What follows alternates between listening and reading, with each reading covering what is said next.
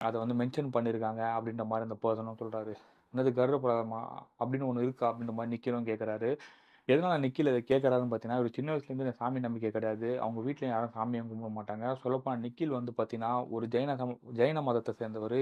அப்படி அந்த சமண மதத்த சேர்ந்தவர். தமிழ்நாட்ல வந்து சமணம்னு சொல்லுவாங்க. பட் அந்த சைட்லாம் வந்து பார்த்தீங்கன்னா, ஜெயின் சமூகம் தான் சொல்லுவாங்க. ஸோ அத சார்ந்தவரு. ஸோ அவருக்கு இதெல்லாம் நம்பிக்கை இல்ல சொல்லப்போனா. ஸோ இவரு இத சொன்ன உடனே அது எப்படி இருக்கும் நான் பார்க்கணுமேன்னு சொன்ன உடனே, இவரு என்ன பண்ணாருன்னு பார்த்தீங்கன்னா, அவங்க வீட்ல ஒரு சின்னதா ஒரு புக் ஒண்ணு இருந்துட்டுருக்கு. ஸோ அதில வந்து ஃபுல்லா கிடையாது. கொஞ்சம் தான் கருட புராணத்த பத்தி மென்ஷனும் பண்ணியிருக்கு. பட் அதில ஃபுல்லா ஹிந்தியா இருக்கிறதுனால இவருக்கு படிக்க தெரியாது. ஸோ அந்த பெர்சன் தான் படிச்சு எல்லாத்தையுமே சொல்றாரு. ஸோ சொன்னதுக்கப்புறம் இவரு வந்து பார்த்தீங்கன்னா, இவருக்கு அந்த தொடர்ந்து அந்த ஒரு 1 வாரம் நடந்த சம்பவத்த எல்லாத்தையுமே அந்த பெர்சன் கிட்ட சொல்றாரு. சொன்ன உடனே அவருக்கு வந்து பார்த்தீங்கன்னா, தூக்கி வாரி போடுது. "இது உனக்கும் நடந்திருக்கா?" அப்படின்ற மாரி கேட்கறாரு. "ஆமா எனக்கு நடந்துச்சு. அதனால தான் நான் உங்ககிட்ட சொல்றேன்." அப்படின்னு சொன்ன உடனே, அவரு வந்து அந்த ஊருக்குள்ளேயே வந்து பார்த்தீங்கன்னா, ஒரு சாமியார் மாரி ஒருத்தர் இருக்காரு. அவர்கிட்ட வந்து இவரு நிக்கில கூட்டிட்டு